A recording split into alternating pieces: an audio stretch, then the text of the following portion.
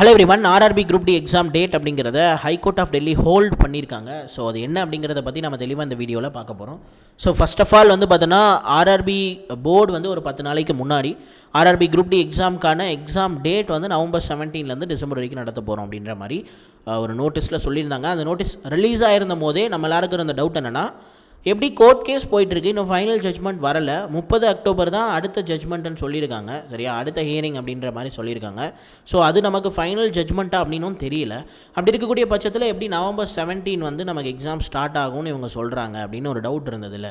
So அதே கேள்வியை தான் நம்ம இவங்களை பார்த்து கேட்க வேண்டிய கேள்வியை தான் இன்றைக்கி ஹைகோர்ட் ஆஃப் டெல்லியோட ஜட்ஜ் ஆர்ஆர்பி போர்டோட அட்வொகேட்டை பார்த்து கேட்டிருக்காங்க. சரியா, ஸோ அதுக்கு ஆர்ஆர்பி போர்டு எப்பயும் போல் அவங்க கன்வின்ஸ் பண்ணுற மாதிரி நிறைய பதில் சொல்லியிருக்காங்க. பட் அது இந்த தடவை என்ன ஆயிருக்குன்னா, அவங்க அது எதையும் அக்செப்ட் பண்ணலை. சரி, ஹைகோர்ட்டோட ஜட்ஜ் அக்செப்ட் பண்ணலை. அவர் என்ன சொல்லியிருக்காருன்னா, இது மாதிரி கேட்டோட ஃபைனல் ஜட்ஜ்மெண்ட் வராமல் நீங்கள் எப்படி எக்ஸாம் டேட்டை அனௌன்ஸ் பண்ணலாம்? ஸோ அப்படி அனௌன்ஸ் பண்ணக்கூடாது. ஸோ அதனால் எக்ஸாம் டேட்டை நாங்கள் ஹோல்டு பண்ணுறோம் அப்படின்னு சொல்லியிருக்காங்க. சரியா, கேட்டோட ஃபைனல் ஜட்ஜ்மெண்ட் வர வரைக்கும் எக்ஸாம் டேட்டை ஹோல்டு பண்ணுறேன் அப்படின்னு தெளிவாக சொல்லிட்டாரு. ஸோ மற்றபடி இதை கேன்சல் பண்ணலை. எக்ஸாம் டேட் நவம்பர் 17 இல்லைன்னு கேன்சல் பண்ணலை. ஸோ ஸ்டே கொடுத்துருக்காங்க. ஸோ தற்காலிகமாக நிறுத்தி வைக்கப்பட்டிருக்கிறது. ஸோ ஃபைனல் ஜட்ஜ்மெண்ட் சப்போஸ் 30/10/2025 கொடுத்துட்டாங்க அப்படின்னா, ஸோ நமக்கு ஆஸ் யூஷுவல் இந்த எக்ஸாம் டேட் மேலே போடப்பட்ட ஸ்டே ரிலீஸ் ஆயிரும். ஸோ அவங்க நினச்ச மாதிரி நவம்பர் 17 எக்ஸாம் நடத்தலாம். சரியா, இதுக்கான பாசிபிலிட்டியும் இருக்குது. அதே மாதிரி பார்த்தீங்கன்னா, சப்போஸ் 30/10/2025 கேட் ஃபைனல் ஜட்ஜ்மெண்ட் கொடுக்காம இன்னொரு டேட் வச்சு நெக்ஸ்ட் ஹியரிங்னு கொடுக்குறாங்க அப்படின்னா, சரியா, ஸோ அந்த ஹியரிங் டேட் அப்படிங்கிறது நவம்பர் 17 தாண்டி போகும் பொழுது, ஸோ கண்டிப்பாக இவங்க சொன்ன மாதிரி இந்த டேட்டில் நடத்த முடியாது. சரியா, இதுதான் ஏன்னா கோர்ட் சொல்கிறத இந்த போர்டு கேட்டு தான் ஆகணும். ஸோ நானே ராஜா நானே மந்திரி அப்படின்ற மாதிரி இருக்க முடியாது. இவங்களுக்கும் மேலே கோர்ட் இருக்காங்க. சரியா, அவங்க சொல்கிறது இவங்க கேட்டு தான் ஆகணும். ஸோ அதுதான் இன்றைக்கி கேட்டிருக்காங்க. அதுக்கேற்ற மாதிரி தான் ஸ்டேவும் போட்டிருக்காங்க. பட் நோட் பண்ண வேண்டிய விஷயம் என்னன்னா, நீங்கள் எக்ஸாம் டேட் கேன்சல் பண்ணலை, ஹோல்டு பண்ணியிருக்காங்க. சரி, இப்போ இந்த சுச்சுவேஷனை எப்படி ஹேண்டில் பண்ணுறது அப்படின்னா, நம்ம நவம்பர் 17 எக்ஸாம் நடக்கும் அப்படின்னும் உறுதியாக சொல்ல முடியாது, இல்லை நடக்காது அப்படின்றதும் நம்மளால் உறுதியாக சொல்ல முடியாது. சரியா, ஸோ சப்போஸ் 30th அக்டோபரில் நமக்கு ஃபைனல் ஜட்ஜ்மெண்ட் வந்துச்சுன்னா ஆஸ் யூஷுவல் நடக்கிறதுக்கான சான்ஸும் இருக்குது. சரியா, அப்படி இல்லை நமக்கு ஜட்ஜ்மெண்ட் அடுத்தடுத்து ஹியரிங் தள்ளி போகுதுன்னா நடக்காததுக்கான சான்ஸும் இருக்குது. ஸோ இப்போ இந்த சுச்சுவேஷனை நீங்கள் எப்படி ஹேண்டில் பண்ணணும் அப்படின்னா, இந்த எக்ஸாம் டேட்டை பற்றிலாம் எந்த வரியும் பண்ணாமல் நவம்பர் 17 எக்ஸாம் வந்தால் என்ன பண்ணுறது அப்படின்ற மாதிரி நீங்கள் இந்த 60 நாளை ப்ராப்பராக ப்ரிப்பேர் பண்ணணும். ஆல்ரெடி நம்ம இந்த 60 நாளை எப்படிலாம் ஒரு பிகினர் பாயிண்ட் ஆஃப் வியூவில் இருந்தும் நம்ம டீட்டெயிலாக ஸ்ட்ராட்டஜி பார்த்துட்டோம். தென் ஒரு இன்டர்மீடியட் பாயிண்ட் ஆஃப் வியூவில் இருந்தும் நம்ம டீட்டெயில் ஸ்ட்ராட்டஜி அப்படிங்கிறத பார்த்துட்டோம்.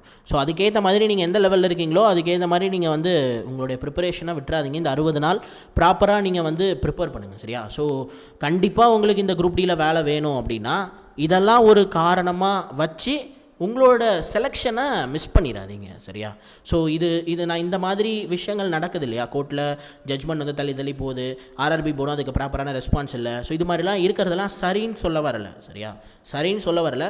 பட் ஆனால் இதை ஒரு காரணமாக வச்சு உங்களோட செலெக்ஷனை மிஸ் பண்ணிடாதீங்க அப்படின்னு சொல்கிறேன். ஸோ இந்த சுச்சுவேஷனை நீங்கள் இப்படி தான் ஹேண்டில் பண்ணி ஆகணும். ஸோ ஏன்னா உங்களுக்கு 100% இந்த வேலை வேணும். சரியா, ஏன்னா உங்களுக்கு இந்த வேலை வேணுங்கிறதுக்கு பின்னாடி நிறைய ரீசன் இருக்குது. அந்த ரீசனெல்லாம் ஒரு செகண்ட் நினச்சி பாருங்கள். ஸோ எக்ஸாம் டேட் 17 நடக்குது நடக்கலை, அதெல்லாம் தாண்டி 17க்குள்ளார 60 நாள் அதுக்கு முன்னாடி வரதுக்கான சான்ஸ் கண்டிப்பாக இல்லை. 17ஆம் தேதிக்கு முன்னாடி நமக்கு பார்த்தோன்னா எக்ஸாம் நடக்கிறதுக்கான வாய்ப்பு இல்லை. அப்படி இருக்கும்பொழுது நீங்கள் தெளிவாக இந்த 60 நாளை ப்ராப்பராக ப்ரிப்பேர் பண்ணி உங்களை நீங்கள் எக்யூப் பண்ணிக்கோங்க அப்படின்னு சொல்கிறேன். சரியா, ஸோ நல்லா எக்யூப் பண்ணிக்கோங்க. தென் 17th எக்ஸாம் வச்சாலும் நீங்கள் அந்த சுச்சுவேஷனை ஃபேஸ் பண்ணலாம். அதே மாதிரி தள்ளி போனாலும் அதுக்கேற்ற மாதிரி உங்கள் அடாப்ட் பண்ணிக்கலாம். தெளிவாக புரிஞ்சிருக்கும்னு நினைக்கிறேன். ஸோ நீங்கள் பார்த்தோன்னா பிகினராக இருக்கீங்க, இன்னும் ஒரு 60 டேஸில் நீங்கள் எப்படி சிலபஸை கவர் பண்ணுறது அப்படின்ற மாதிரி இந்த வீடியோவில் நான் தெளிவாக சொல்லியிருப்பேன். ஸோ இந்த வீடியோ நீங்கள் செக் பண்ணல அப்படின்னா செக் பண்ணி பாருங்கள். இதுக்கான லிங்க் நான் டிஸ்கிரிப்ஷனில் கொடுக்குறேன்.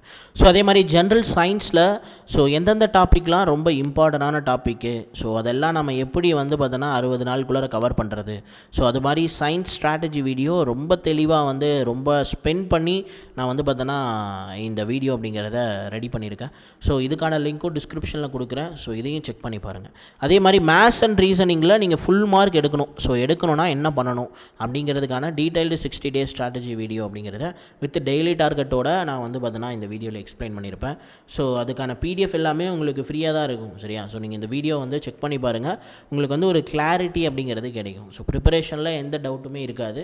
என்ன பண்ணணும், எங்கே பண்ணணும், எப்படி பண்ணணும் எல்லாமே நான் உங்களுக்கு கிளியராக சொல்லியிருப்பேன். புரிஞ்சிருக்கும்னு நினைக்கிறேன். எக்ஸாம் டேட்டை பற்றி திரும்பி வரி பண்ண வேணாம்.